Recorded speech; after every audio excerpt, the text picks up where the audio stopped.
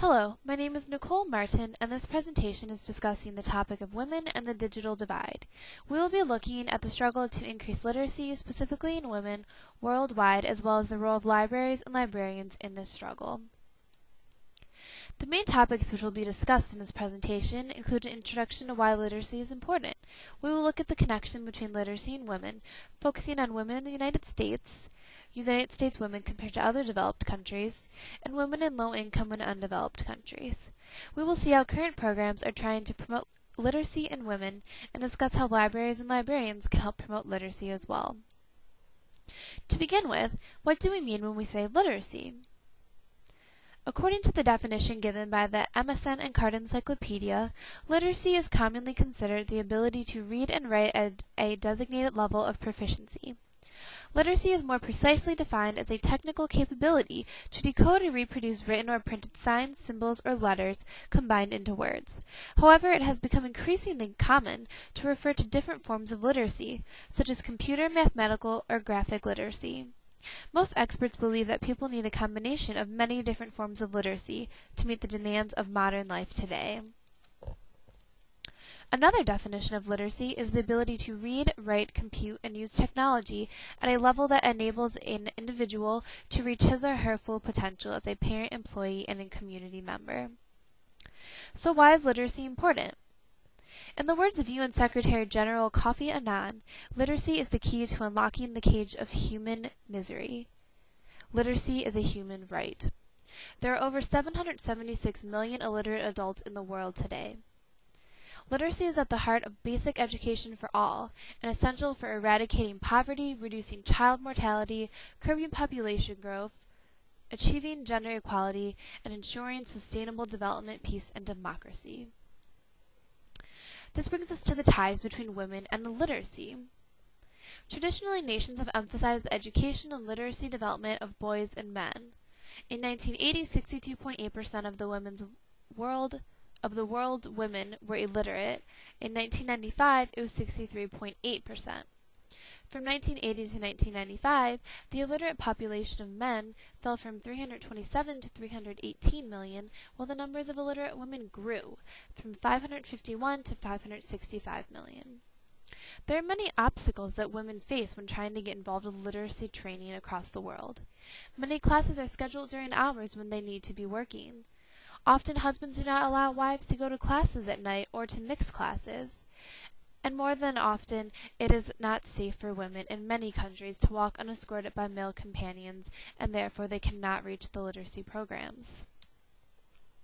Many women are limited in education also because of childbirth, responsibility as a parent and housewife, and in many countries due to poverty and a simple inability to afford school, if even presented with such an opportunity. Today, 1 in 5 adults is still not literate, and 2/3 of these people are women.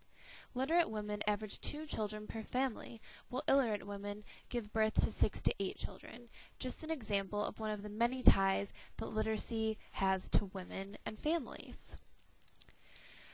In the United States, 30 million people over age 16, which is 14% of the country's adult population, do not read well enough to understand a newspaper story written at the 8th grade level or to even fill out a job application. Women continue to be grouped in a few low-earning occupations in the United States, and a lack of education is one of the main reasons for this. So why is this an issue in the United States, though? Well, girls have the added issues of marriage, pregnancy, family violence, and abuse as to why they drop out of school. They also have added issues of a lack of family support, childcare needs, and multiple responsibilities to many different family members.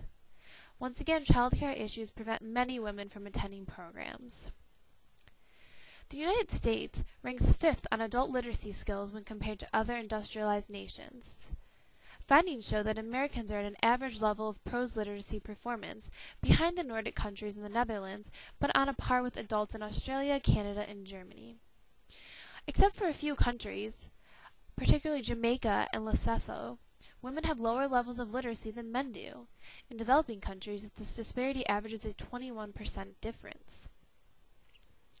Perhaps the most challenged women in the world are those that are part of low-income and undeveloped countries, often labeled third world countries. Families around the world often make much more of an effort to see that their male children receive an education. Often in third world countries, female children are often required to stay at home to help take care of the family, and in some cultures, a female may be less marriageable if she is too educated. Research has shown that simply teaching reading and writing mechanics does not motivate rural women of third world countries unless the instruction is accompanied by the acquisition of functional literacy skills, which focus on everyday needs for the women. In addition, many literacy instructional programs focus on women only as homemakers, ignoring the fact that the majority of women must earn a living and therefore need additional types of literacy instruction. The discrepancy between male and female literacy rates remains strong in the developing countries of Asia, Africa, and Latin America today. Now we'll take a look at current programs promoting literacy in women. The United Nations Educational, Scientific, and Cultural Organization, better known as UNESCO, leads the United Nations Literacy Decade under the slogan of Literacy as Freedom. The United Nations Literacy Decade was started in 2003 and spans to 2012. UNESCO launched the Literacy Initiative for Empowerment in 2005 as a framework for achieving the decade's goals. The education of all goal of increasing literacy rates by 50% by 2015 provides the overall target for the decade. The first 2 years of the decade were focused on literacy and gender, specifically literacy and females across the world. Another nonprofit program is Room to Read. Room to Read has established more than 700 schools and over 7,000 bilingual libraries and continues to support the education of nearly 7,000 girls through scholarships since its inception in 2000. An exciting new effort that occurred on October 15th earlier this month was the partnership with Room to Read and Twitter. As part of this project, Twitter staff will participate in making wine with Crush Pad Wine. $5 from every bottle sold will go directly to Room to Read to support and enable literacy programs in some of the poorest regions of the world. The wine is currently in the fermentation process and has a set release date of fall 2010, which is just in time for the celebration of Room to Read's 10th anniversary. This is the first partnership of its kind ever. Pro-literacy is another program. Pro-literacy advocates for public policies and legislation, as well as providing professional development and training for those teaching and volunteering with adult learners in the U.S. They also are part of a program called Literacy for Social Change, and they publish educational materials that address the learning needs and difficulties of adult learners and youth in grades 6 through 10. They also publish the only weekly newspaper which is published in plain English for new and learning readers. They also sponsor an annual conference, and they offer literacy programs in the U.S. as well as internationally for all ages and levels. The American Library Association has the Office for Literacy and Outreach Services. It serves the association by identifying and promoting library services that support equitable access to the knowledge and information stored in our libraries. It focuses attention on services that are inclusive of traditionally underserved populations.